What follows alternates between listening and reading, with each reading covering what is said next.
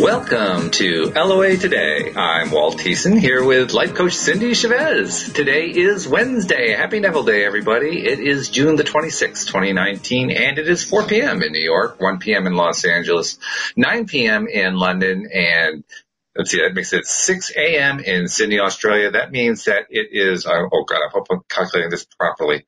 I think that means that it's 7 a.m. in Tokyo. We had a request to do Tokyo. If I got Tokyo wrong, I apologize, but I am going to get better at that. You know how long it took me to get Sydney right, so it takes me a little while to take on a new city. That's awesome. But I also have distractions, and one of those distractions is The Grass is Greener, the audio play that Alex and I have been working on. And Cindy, it's getting so real because we started doing rehearsals and recording yesterday. That's so exciting. It's incredibly exciting. And it's even more exciting when you've been doing all this work to create these characters, to create this storyline, and then you hear them come to life. It is an amazing feeling when you've gone through all that work and then, oh, wow, that's exactly how I envisioned them. That's the way it sounds. This is great.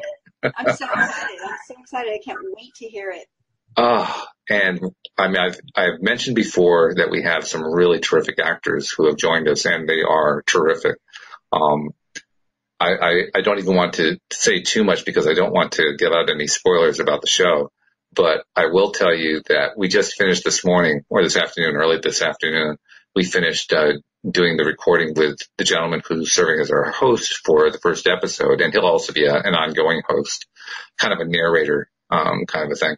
And we had him do some extemporaneous, improvising as he was going along. We had him read the lines, but then we had him do like a Robin Williams and just kind of go wild with it. And there was one in particular, he did this one line, he did it straight. It was like a 1 or 2 sentence piece that he had to do that was in one section of the show. He did his 1 or 2 sentences, and then he added in like a half sentence after that. And the three of us, it was a good thing our mics were muted. We were rolling. It was so funny. It was great. So, this is a fun process. This is a really fun process. It's wonderful. I just can't get over how wonderful it is and how it came together, seemingly from my point of view, very easily. Mm-hmm. Not that there wasn't hard work involved, but I mean, there didn't seem to be struggle. There was just work that had to be done, but I never got any sense that it was frustrating or you were struggling to find the right things or the right people or anything. It's just like it all came together. That's so It has. It's true. No, you're absolutely right. I mean, there has been a ton of work. I've actually been tracking it because we're trying to figure out, okay, so who's actually putting in what work and so forth. Combined, we put in over 400 hours work on this thing. So there's a lot of work that goes in. But you're absolutely right. It has been, I won't say effortless, because there are times when you have to really focus and concentrate and say, okay, especially when you're doing, writing the script, like when Alex and I get together and we're kind of scoping out how's the next episode going to go, and, we're going to do this scene and that scene, and how are we going to tie them together, and how does it tie into what we did last week and all that stuff. There's a lot of work that goes into that. But, so it's not effortless, but it is fun and it's engaging, and you're constantly trying to think, okay, does this actually work? Did we contradict this in the previous one? Or is this going to screw up what we're doing next week? You're playing all this game trying to work out the timeline and work out the storyline. And it's fun. It's just a fun activity. In fact, the day comes where it's not fun, that's probably the day I quit being a scriptwriter. right. Well, dare I ask you a target date where we can listen to the first episode? I can't give you a date yet. I know that we're planning to have the recordings, at least our first attempt at the recordings, and they're coming out pretty good. But let's call it the first round of recordings. We're hoping to have that done within a week. I suspect that we may have to have 1 or 2 callbacks for certain scenes. I may be wrong about that. Maybe we'll get it all done. We are trying to do multiple takes each time so that we can pick and choose which are the best ones. But maybe when we're editing together, maybe it'll all just fit. I mean, certainly everything else is fit with this thing. Everything's just kind of fallen into place, so it would certainly make sense that it would all kind of fit together and fall into place. But I just don't dare promise that. But if it does, if it all falls in place, this thing could be out within like 2 weeks. Fantastic. I mean, this is getting real. This is like Neville talked about, right? Neville talks about how an idea, the more that you focus on it, it hardens into reality. This is hardening into reality. Yes. Yeah. Right before my eyes. Right before your eyes and your Yeah. ears. Our years. Yes, well, especially our years. It's an audio play, so it has to be before the years. But anyway, before we get into talking about The Search, which is one of the shortest books he ever wrote, but I have a feeling it's going to take at least one episode, maybe more. We'll see. I don't know. Do you think we can get through The Search this week? I don't know. I don't know. When I look at my hard copy of it, there's so many sentences highlighted. It makes me think that we're going to have some discussion going on. So I don't know. We'll just take it as it comes, I guess. Absolutely. That's what we always do. So anyway, before we get into that, I want to make sure I touch on our promotional messages, which include the fact that, hey, one of the benefits of being a listener is you find out when The Grass is Greener gets released. You hear about it before anybody else. So if you're not yet a subscriber, please become a subscriber to the podcast. Very simple to do. Just go to the homepage of our website, loatoday.net, and right at the top of the page, you will find instructions for subscribing using your particular device. Very easy to do. It's like, following a wizard, an installation wizard or something like that. And then, of course, once you subscribe, make sure that you share the fact as well that you are, a subscriber so other people can find about it and get their daily dose of happy as well. Also, feel free, and we encourage you to subscribe to us on our YouTube channel, because then you get to actually see us. You get to see Cindy. You get to see what I look like. You get to see what the other co-hosts look like as we're talking and recording the podcast. Just go onto YouTube and do a search for LOA Today podcast videos. We'll pop right up. Make sure you click the subscribe button. That way you'll get all of the episodes, and click the little bell next to the subscribe button, and that will give you a notification every single time that we either are doing a live stream like we're doing right now, or just post a recorded video, and you'll get first notification that there's another one waiting for you to listen to. So by all means, subscribe both ways. That way you get to see us as well as hear us. And there are our announcements for the day. So let's do some Nevilleizing. All right. Like you were saying before, this is a very short, and whether we'll be able to get through it all today, I have no idea. So it's called The Search. It's a little different than a lot of his other books where he's speaking about a theory and methods and things. This book starts telling a story of an experience he had. So The Search, at the beginning of it, he says, to Victoria. Yeah. The fulfillment of a dream. And I believe Victoria was his daughter. Okay. Apparently, I was reading that he was married for a very short marriage. And then after that marriage ended, single for a long time until he met his second wife. And when they married, they had a baby girl, Victoria. So who knows? I don't know. There are lots of Victorias in the world, but I'm assuming that he dedicated this to her. Well, I suspect it's probably true, because at least in my copy, it says to Victoria, and then in italics, the fulfillment of a dream. Oh, what? I didn't think about that he was calling her the fulfillment of a dream. But that seems to be what it implies, at least in the book that I'm looking at. Yeah, that's so nice. Okay. Yeah. So he begins once in an idle interval at sea. And I'll break in to say we've read several times about Neville traveling by boat, by a ship, mm-hmm. to go home to the Barbados where he was from, to Barbados, right, on a ship. Mm-hmm. And so during this time, I think there was a lot more sea travel than there is now with people just hopping on planes. Sure. So I'm guessing that that's what this is referring to, an idle interval at sea. I think he's literally meaning he was at sea. It makes sense, because he's also breaking not a rule, but a tradition of his. He's not inserting a Bible verse. Right.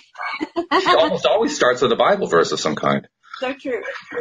So he says, once in an idle interval at sea, I meditated on the perfect state and wondered what I would be were I of too pure eyes to behold iniquity. And that's T-O-O, not T-W-O, two eyes. But his eyes were too pure, he's saying, to behold iniquity. If to me all things were pure, and I were without condemnation. As I became lost in this fiery brooding, I found myself lifted above the dark environment of the senses. So intense was the feeling I felt myself a being of fire dwelling in a body of air.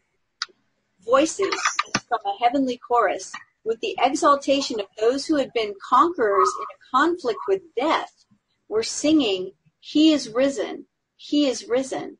And intuitively I knew they meant me.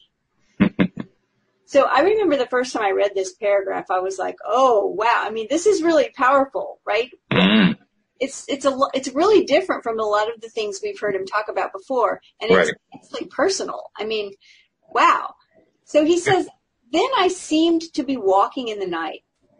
I soon came upon a scene that might have been the ancient pool of Bethesda. For in this place lay a great multitude of impotent folk, blind, halt, withered, waiting not for the moving of the water as of tradition, but waiting for me.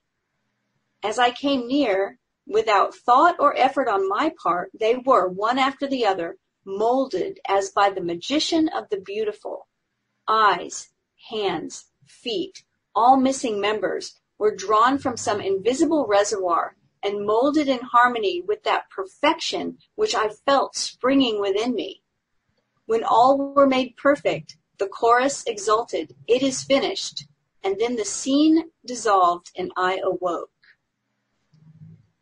I think that he has, or had, I should say, perfected the ability to focus intensely. Mm. Because he says at this very beginning, he meditated on the perfect state, what he would be if his eyes were too pure to behold iniquity. And look what the experience that he had. It's like, oh yeah, he's, we talked the last time podcast, we mentioned the levels of energy, and I was talking about the 7th level of energy that sometimes I call it Jesus energy, because if we could stay there, we could walk on water. And that's what I feel like if he would have gotten out of the ship, he maybe could have walked on the water. I wouldn't want to rule it out.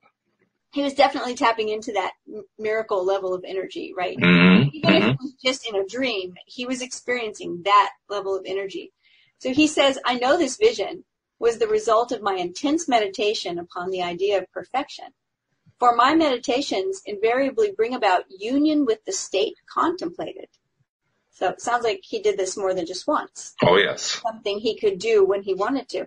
I got the feeling he did it regularly just from the way he wrote that. Right? I had been so completely absorbed within the idea that for a while I had become what I contemplated. And the high purpose with which I had for that moment identified myself drew the companionship of high things and fashioned the vision in harmony with my inner nature. The ideal with which we are united works by association of ideas to awaken 1,000 moods to create a drama in keeping with the central idea.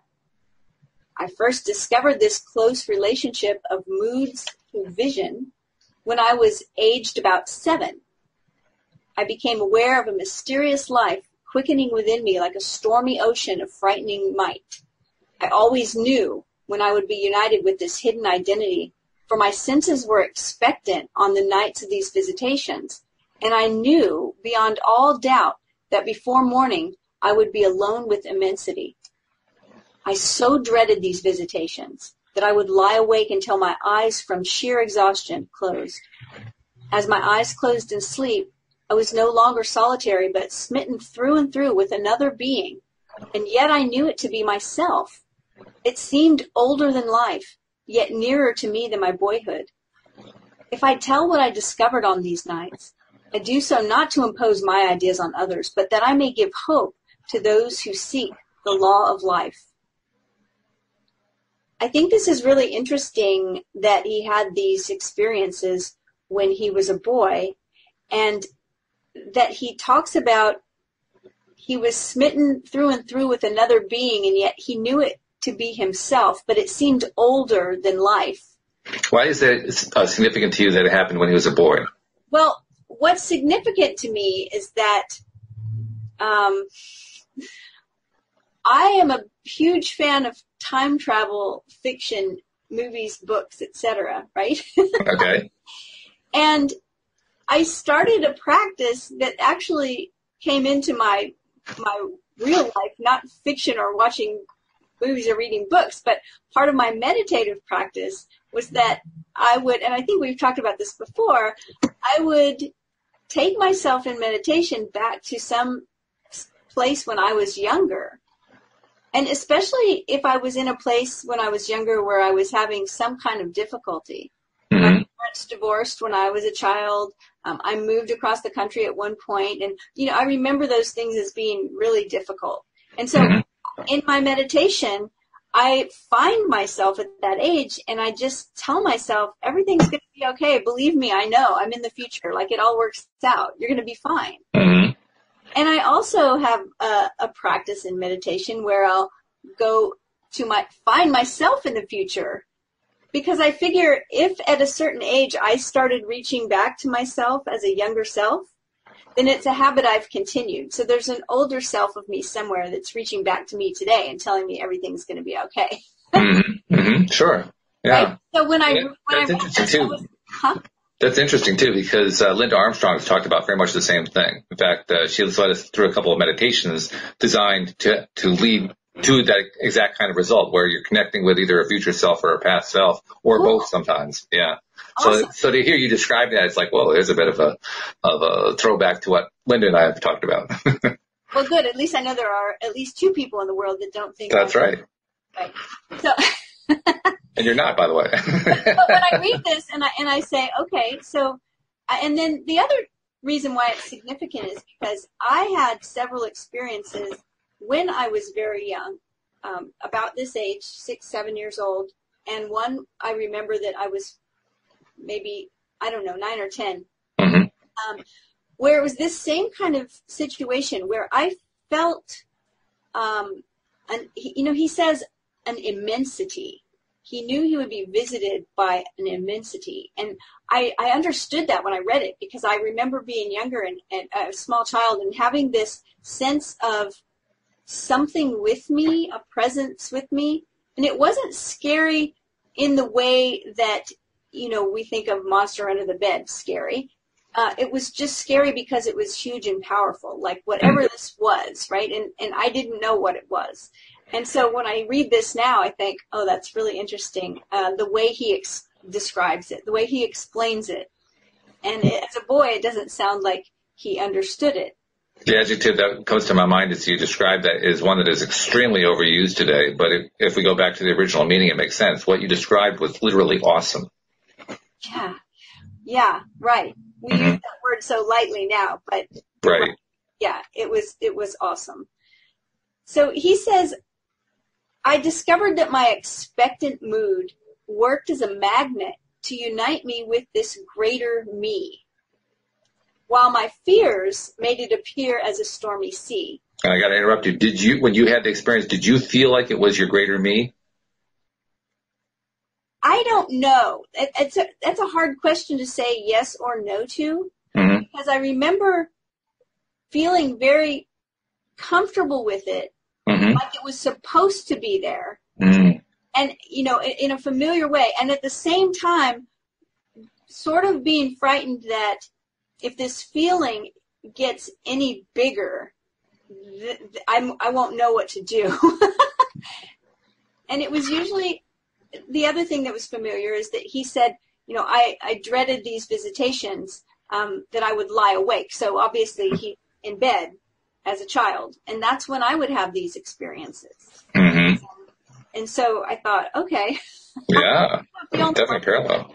Definitely parallel there. In fact, when you're describing that, I'm thinking about somebody who is, and I mean generically, I don't mean one particular person, but I'm thinking about somebody who is very much in tune with who they are. I mean, that's how you're making this kind of internal connection like that.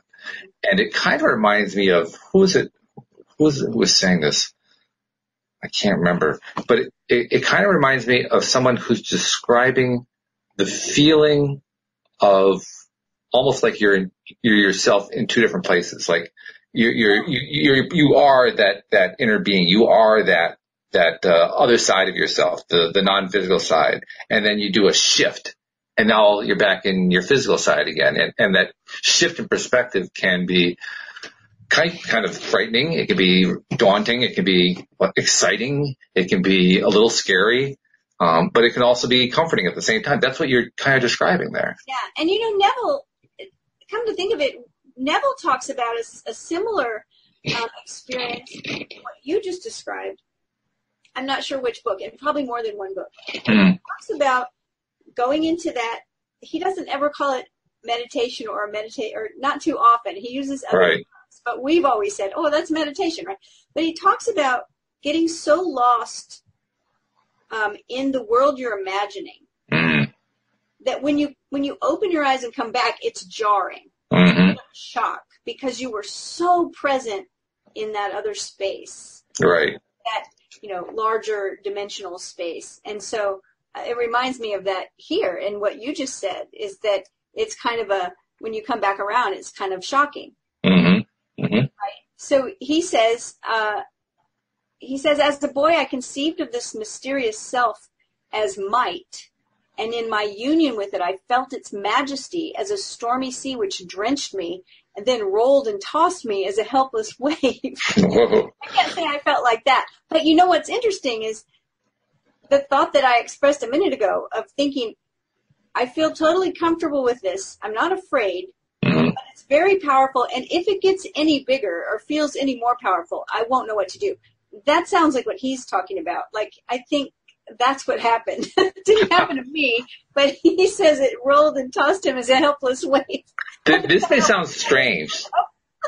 This may sound a little strange because it doesn't even sound like it's related on the surface. But let me tell you, just a few days ago, of course, we're in the middle of the end of June. And at the end of June, particularly in the Northeast and most of the northern part of the country, strawberry season. This is big strawberry season. And you get the best strawberries this time of year. Well, of course, we've been eating strawberries like crazy. And we got a batch of strawberries. It was like our third batch, fourth batch, something like that. We got them in pints. And we had our third pint. And this one particular day I was eating them and they were really good. And for whatever reason, I decided to go into the strawberry, if you know what I mean. To just treat it, instead of, chew it and swallow it and all that's so good, take the time to really savor it and, do the whole appreciation of, oh, wow, how great this is.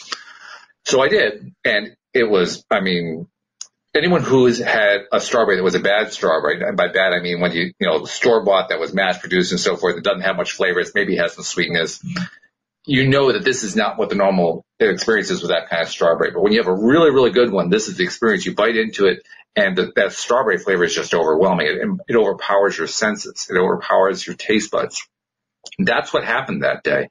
And it happened so much that the closest word I can think of to describe it was orgasmic. It was literally taking over my entire sensory system. To the point, fields forever. Yeah, no kidding. To the point where it's like I was on overload. I actually had to rip my attention away because it was too overpowering. That's amazing. And that's kind of what it sounds like you were describing. You were describing where it just, you had this connection going on internally, and it was so overwhelming that it had this semi-scary side to it, even though it wasn't scary. Right. I had the second experience that we read something from Neville ages ago, but I remember saying, oh my goodness, I had this experience when I was a kid. I was sitting on the back of the couch, like with my feet on the part of the couch that you're supposed to sit on. I was really small, and I was sitting up on the back of the couch, and I was just la la la doing whatever. TV was on. I wasn't really watching it. And all of a sudden, I got the sense that I was just getting bigger and bigger, and that everything was shrinking down and getting smaller and smaller. Wow. And when I was first in coaching school, it wasn't part of my coaching school, but I was working with another mentor, and one of their meditations was that exact thing. Rising up until you're looking down upon your house, and then down upon your city, and then down upon your state. And when I was doing meditation, I was thinking, oh, I've done this before. And then it brought me back to that time as a kid.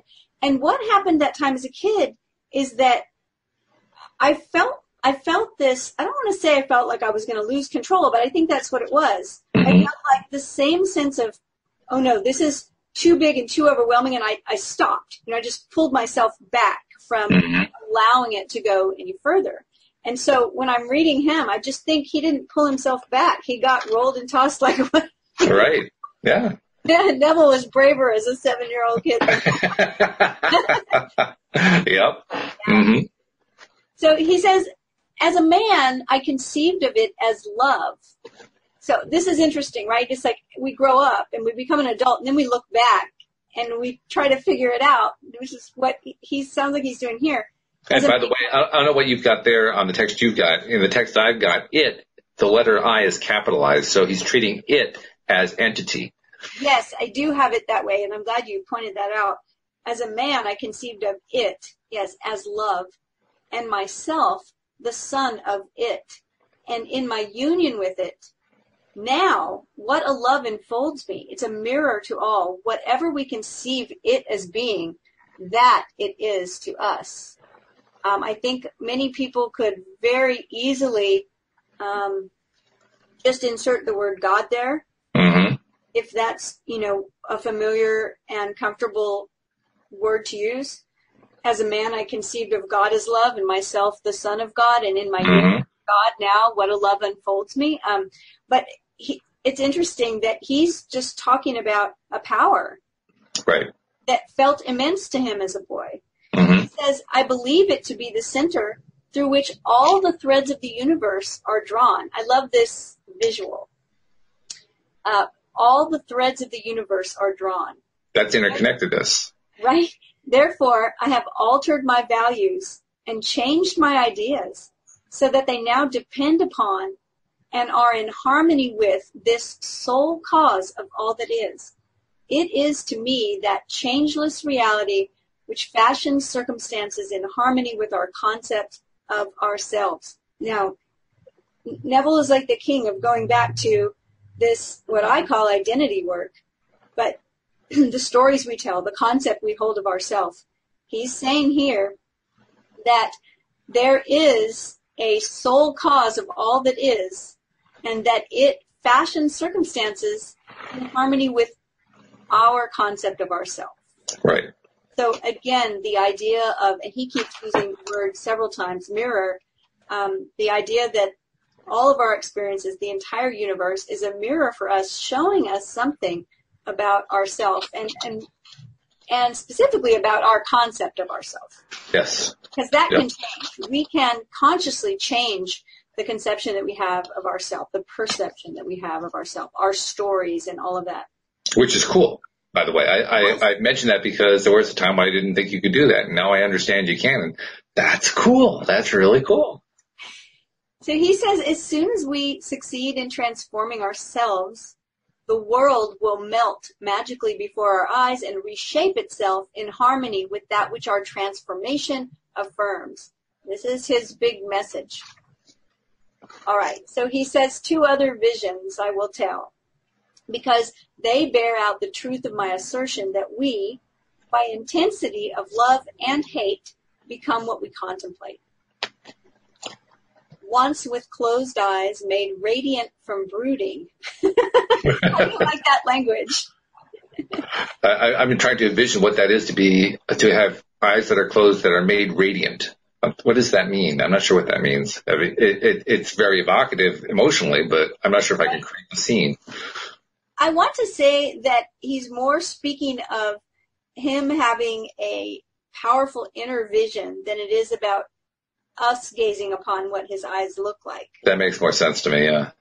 So he says, I meditated, but I think it's funny that he uses the word brooding. Yeah. And he's used it a lot in spaces where he, like right here, he does say meditated. In spaces where he talks about meditation, he will also kind of interchangeably talk about brooding. And that's kind of funny because it's not the typical definition that I would have for that word. Although it certainly fits. It qualifies for sure. So he says, once with closed eyes made radiant from brooding, I meditated on the eternal question, who am I?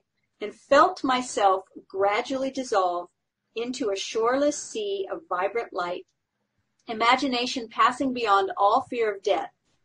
In this state, nothing existed but myself, a boundless ocean of liquid light. Never have I felt more intimate with being, and being is capital. How long this experience lasted, I do not know. But my return to earth was accompanied by a distinct feeling of crystallizing again into human shape. At another time, I lay on my bed, and with my eyes shut as in sleep, I brooded on the mystery of Buddha. In a little while, the dark caverns of my brain began to grow luminous. I seemed to be surrounded by luminous clouds which emanated from my head as fiery, pulsating rings. I saw nothing but these luminous rings for a time, and then there appeared before my eyes a rock of quartz crystal. While I gazed upon it, the crystal broke into pieces which invisible hands quickly shaped into the living Buddha. As I looked on this meditative figure, I saw that it was myself. I was the living Buddha whom I contemplated. A light like the sun glowed from this living image of myself with increasing intensity until it exploded. Then the light gradually faded, and once more I was back within the blackness of my room. Out of what sphere or treasury of design came this being mightier than human, his garments, the crystal, the light? If I saw, heard, and moved in a world of real beings, when I seemed to myself to be walking in the night, when the lame, the halt, the blind were transformed in harmony with my inner nature, then I am justified in assuming that I have a more subtle body than the physical, a body that can be detached from the physical and used in other spheres. For to see, to hear, to move are functions of an organism, however ethereal. If I brood over the alternative that my psychic experiences were self-begotten fantasy, no less am I moved to wonder at this mightier self who flashes on my mind a drama as real as those I experience when I am fully awake. I think it's interesting here that Neville talks about spheres. Why?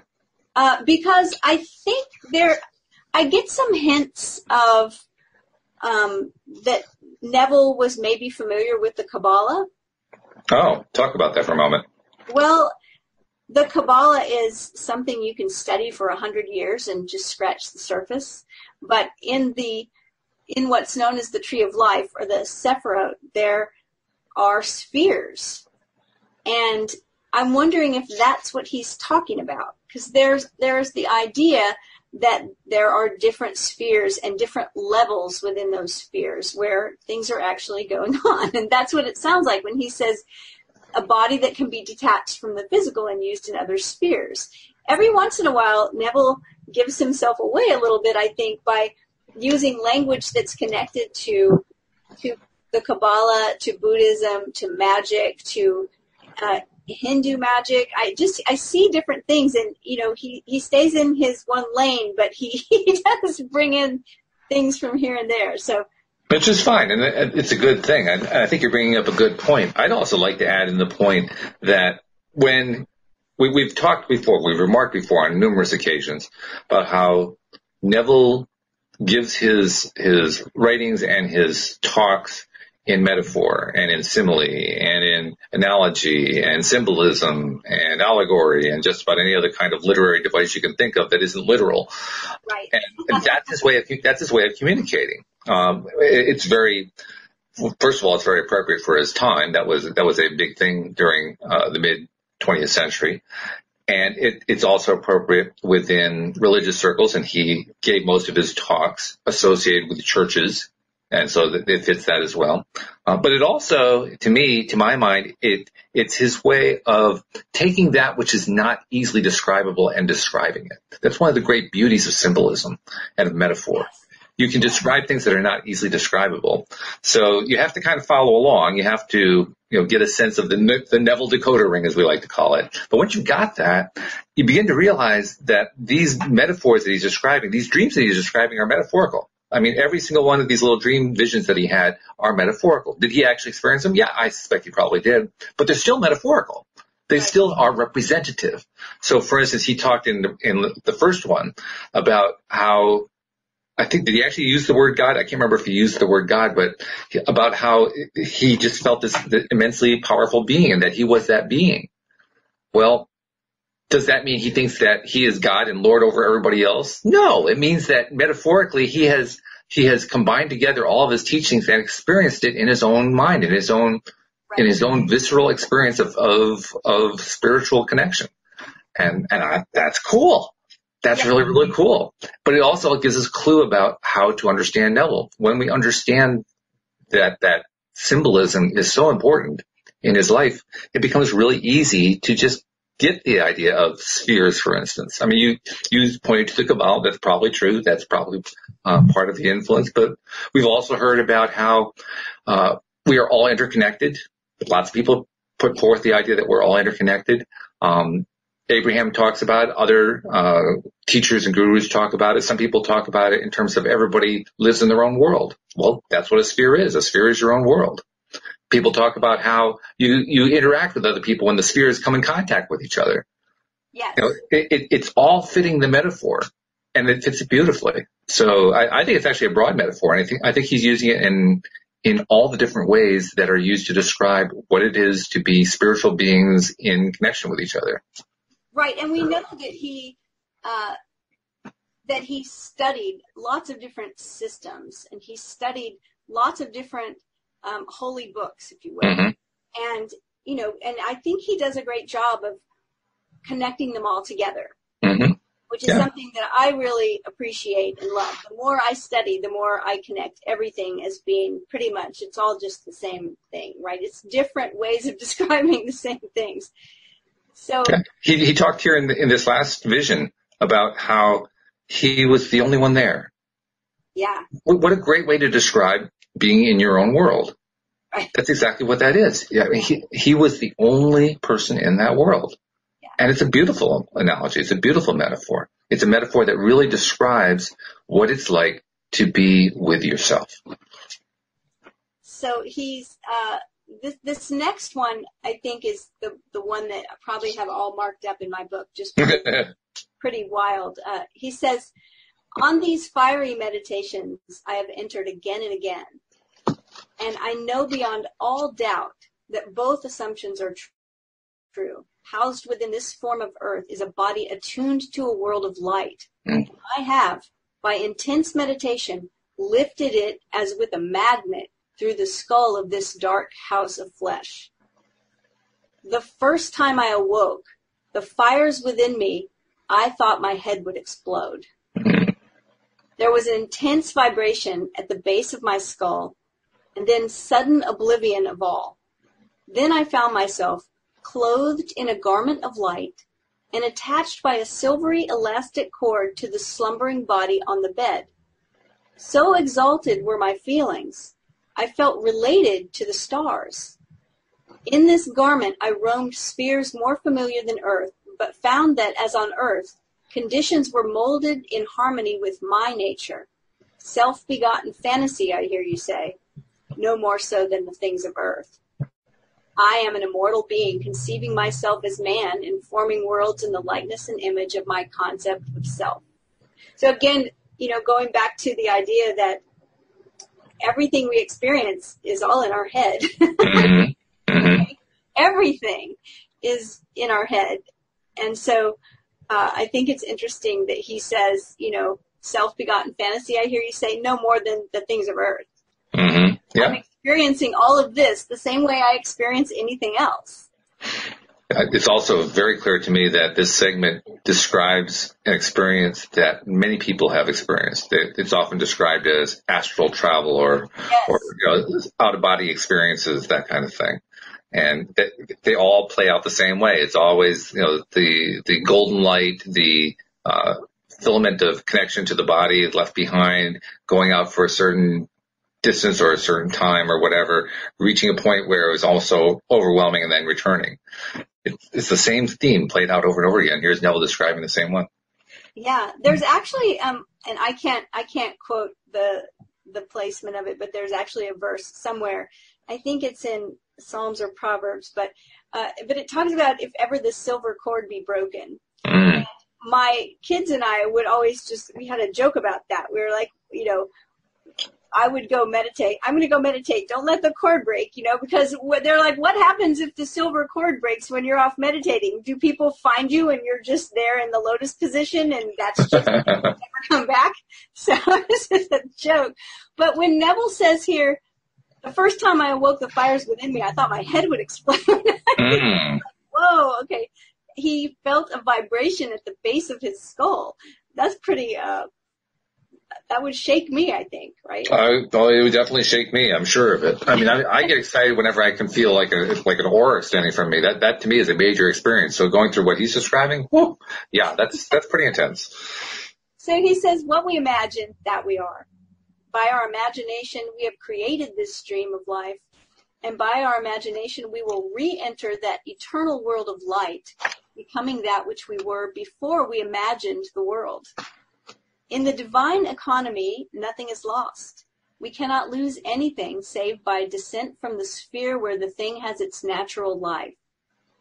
There is no transforming power in death, and whether we are here or there, we fashion the world that surrounds us by the intensity of our imagination and feeling, and we illuminate or darken our lives by the concepts we hold of ourselves. Nothing is more important to us than our conception of ourselves, and especially is this true of our concept of the deep, hidden one is capitalized, within us. I wonder how many people who have read this skip rapidly past the phrase, there is no transforming power in death. Well, I think it was very interesting that, for me anyway, because, I mean, when I think about life after this life, right, I hadn't given it much thought to what he was saying, but now I understand that he is saying, look, even after this life, when we return to wherever we came from, that everything is still created by our imagination. Yes. Right? It's not like we're conscious creating or maybe unconsciously creating here by our imagination, and then we pass into the great beyond and it's any different. He's saying we're still creating everything there with our imagination. I think that's something I hadn't really thought about before. I think it's true, though. Yeah. I mean that as soon as you read that, I just intuitively believed, yes, of course. Like, what else could it possibly be? That's the way I reacted to it. Yeah. So Neville goes on to say, those that help or hinder us, whether they know it or not, are the servants of that law which shapes outward circumstance in harmony with our inner nature. It is our conception of ourselves which frees or constrains us, though it may use material agencies to achieve its purpose. Because life molds the outer world to reflect the inner arrangement of our minds, there's no way of bringing about the outer perfection we seek other than by the transformation of ourselves. No help, and I know this is highlighted in my book, no help cometh from without. The hills to which we lift our eyes are those of an inner range. Well, I can see why you highlighted that one. Yeah. There's a verse somewhere that says, I lift my eyes to the hills from whence cometh my help. Right. And the Bible is saying, no help comes from without. The hills that you lift your eyes to are those of an inner range.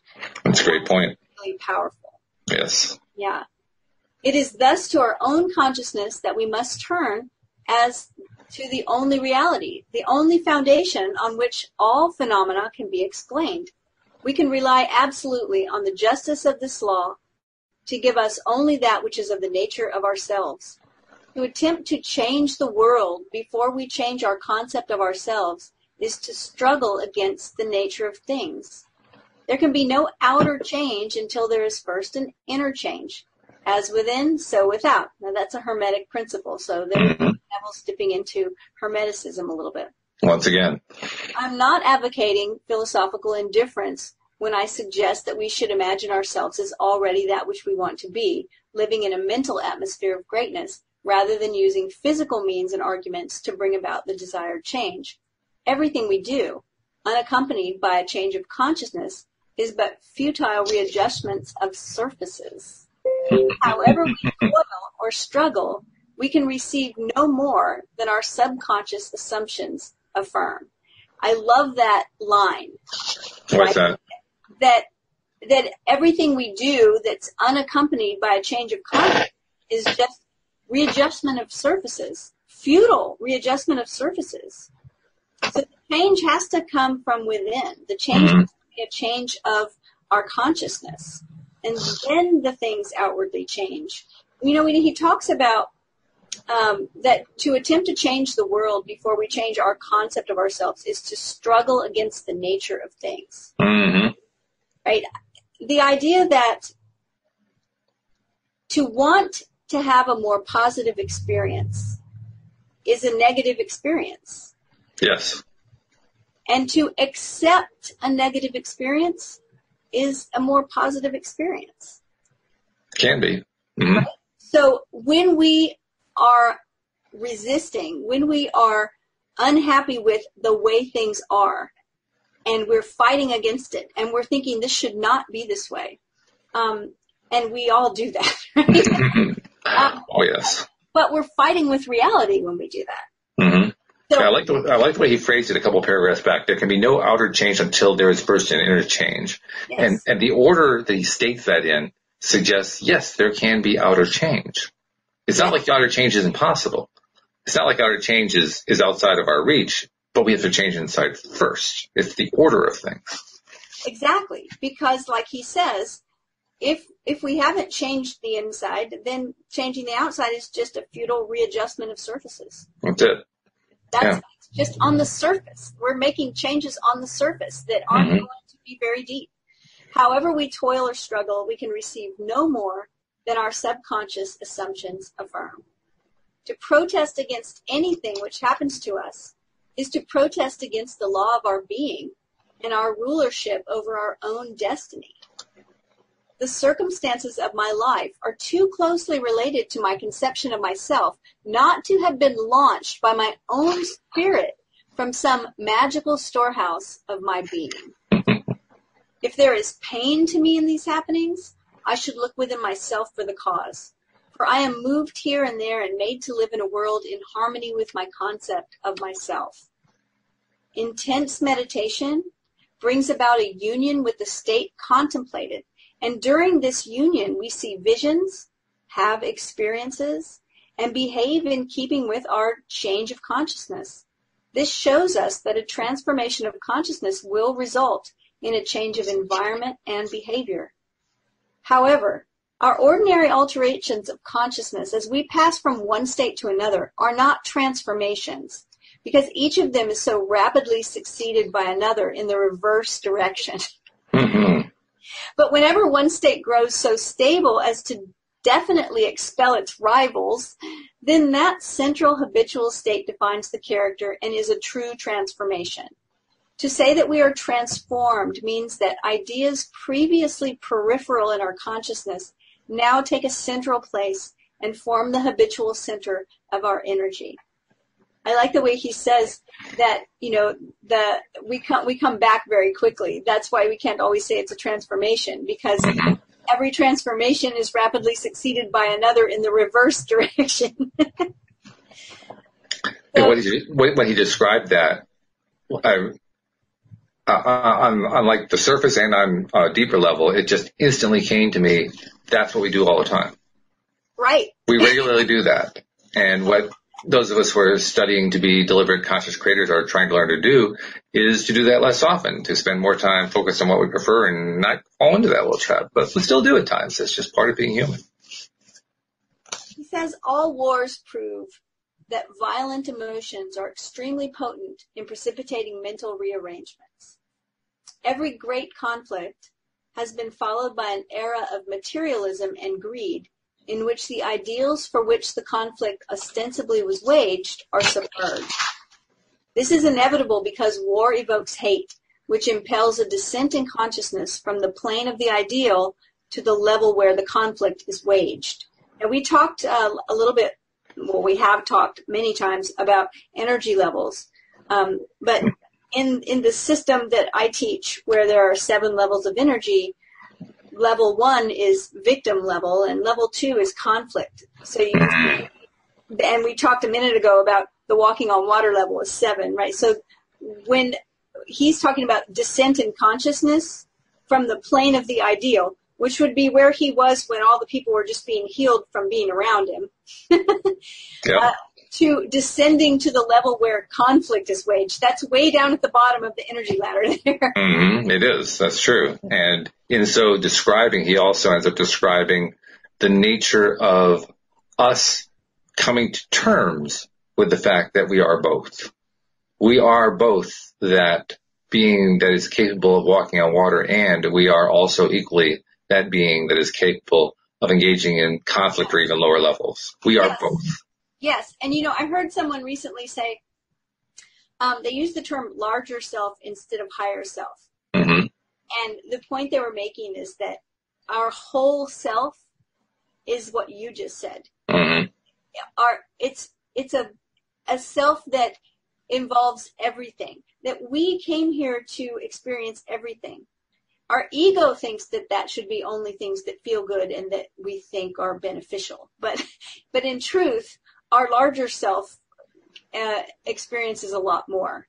And I don't know what Neville would have to say about that, but I think it's worth entertaining. I don't know what he would say about it either, to be honest. But it would be interesting to find out what he would say. My suspicion is I don't think he actually separates them in his mind. He separates them for us. He talks about in this paragraph, let's see, I forget where we are here, but the paragraph I'm looking at, love and hate have a magical transforming power. And we go through their exercising the likeness of what we contemplate. Love and hate have a magical transforming power. So he is on some level aware of that full wholeness in this vision that he's describing here. Yes, and he also said, just a few lines back, he was talking about whatever we create, whether it's, from love or hate, whatever we create, that it's coming from some magical storehouse of our own self-expression, right? So he says if we would become as emotionally aroused over our ideals as we become over our dislikes, we would ascend to the plane of our ideals as easily as we now descend to the level of our hates. Love and hate, this is what you were just reading, love and hate have a magical transforming power, and we grow through their exercise into the likeness of what we contemplate. By intensity of hatred, we create in ourselves the character we imagine in our enemies. Qualities die for want of attention, so the unlovely states might best be rubbed out by imagining beauty for ashes and joy for mourning, rather than by direct attacks on the state from which we would be free. Whatsoever things are lovely and of a good report, think on these things, for we become that which we are en rapport. There's nothing to change but our concept of self. Humanity is a single being in spite of its many forms and faces, and there is in it only such seeming separation as we find in our own being when we are dreaming. The pictures and circumstances we see in dreams are creations of our own imagination and have no existence save in ourselves. The same is true of the pictures and circumstances we see in this dream of life. They reveal our concepts of ourselves. As soon as we succeed in transforming self, our world will dissolve and reshape itself in harmony with that which our change affirms. The universe which we study with such care is a dream. We, the dreamers of the dream, eternal dreamers dreaming non-eternal dreams. One day, like Nebuchadnezzar, we shall awaken from the dream, from the nightmare in which we fought with demons, to find that we really never left our eternal home, that we were never born and have never died, save in our dream. This is a very appropriate, this last two paragraphs, in part because of a conversation you and I had before we started the podcast, which we kind of touched on very briefly. I'd been noticing in Facebook groups a lot of people talking about the idea of others being ourselves internally expanding outward, or they are extensions of us outside. And here he says, in a way that seems quite blunt, he says humanity is a single being in spite of its many forms and faces. So how do we take that? I mean, a lot of people take that as literal. There is just one being. Humanity is just one being. And as I read that, I keep reminding myself, everything he writes is metaphor. Everything he writes is symbolic. If you fail to take that into account, you miss the meaning of what he's saying. yes, we are all connected, and in that sense, we are all a single being, in spite of its many forms and faces. Does that mean that's all he thinks of? No, I don't think so. I think he thinks of it as a much bigger picture than that. And that's the beauty of it as far as I'm concerned. It's like the analogy that we hear people talk about that, the ocean is made up of many drops of water. It's still humanity is humanity, but we are individuals as well. Yeah. Yeah. We're both. It's the wonderful non-contradiction contradiction. It's the conundrum. How can we be both all one and all individual? And yet we are. Yeah. It's exactly what we are. We come from the same substance, and we are all individuals at the same time, and there's no contradiction in that. No contradiction. Yeah. And that is so cool. But that's what I see when I read this. There are other people who are going to see differently. Fine, they can see differently. But to me, they're missing a really cool portion of this. They're saying, yes, great, we are all a single being. And they kind of stop there. But he goes on to say, the pictures and circumstances we see in dreams are creations of our own imagination and have no existence save in ourselves. Okay? Right. Well, the only way you can have that concept is if there are other selves. I mean, why talk about having the concept within ourselves? It'd be pointless. Right. There have to be other selves in order for there to be within ourselves. Okay? So he's thinking in a much broader sense in this. And the thinking is a beautiful dream. He says it in the last sentence. We have never been born. We have never died save in our dream. We all know humans come into this world born. We are birthed. We all know that the bodies that we live in die. That is part of what goes on. And yet he says we were never born and we never die save in our dream. What else can that possibly be but a metaphorical way of describing what happens on a larger scale, from taking the broader picture into account? Right. Oh, I think that's exactly what it is. Yeah. Yeah. And it's cool. I very much enjoyed this little book. I did too. I didn't know we could get through a book in one show. We got through a whole book in one show. I mean, fortunately, in this particular, paperback book, it was 6 pages, so that was handleable for us. Yeah. I'm still going to give us a round of applause. Yay! We did it. I've seen us take 6 pages a month, so, Before we leave the book, though, I want to ask you a question. Sure. Why did he call it The Search, do you think? I think there are a number of possible reasons, but I think there's one reason that resonates with me. Before I bring it up, I'm curious what you think. Why do you think he calls it The Search? That's a really interesting question because he never mentions that as far as... Not at all. Yeah. He doesn't tell you why. But I think of 2 things that are connected. One is that he tells about an experience he had when he was a boy. Mm-hmm. And then he says, as a man, I conceived that this was love. Mm-hmm. And so I wonder if it was his search to find out what that was. That's exactly what I was thinking, yeah. Okay, yeah, that's what I think. It's kind of like the eternal search. It's the search that everybody goes through, the search of trying to gain meaning. What's the meaning of life? What's all this stuff about? Answer the eternal questions that everybody tries to answer. What is it all? That's what the search is. And this is his explanation of how his search has gone. You used a term when we were talking about, when I was mentioning our larger self, which you sometimes may hear me say, my wiser self. Mm-hmm. Right? It's a wiser self. And you used the term wholeness. And that's it. That's what we're here to do. We're here to become whole. That's the great work. That's what we're here to do. We're here to unify our will, to become whole and not be so, we often have, I joked about internal conflict, but we often have a lot of it. Mm-hmm. Think about times when we say things like, Cindy, do you want X, Y, Z? Well, part of me does, and part of me does, it's just that conflict. Instead of being unified in what we know and what we want and who we are, we have lots of places where we don't accept part of who we are. That's where the miracle work is so powerful. Mm. Once we can accept our whole self, the higher self and the lower self, the whole self, the larger self, that's when things really start happening. And for me, when I see that title, The Search, the way I picture it in my mind and in my soul really is it's the search to fill in the gaps of my understanding. Yeah. It's not like I'm broken and have to heal myself. No. It's coming to terms with that wholeness that I already am and have been all along. Yes. Yes. It's a process. Mm-hmm. It's a process. That's what we're doing here. That's why we do this show. Why we do this show, yes. Plus, it's also fun, and it's our daily dose of happy. So thank you very much. We're actually going to be missing you for a couple of weeks. You're going to be taking a little bit of sabbatical. And I am taking a couple of weeks off, and I'm going to do lots of reading. Probably some of it will be Neville. Mm-hmm. Resting and relaxing, and but I'll be back. So the next couple of weeks, most likely it's going to be my good friend Alex stepping in to do the Wednesday shows for us.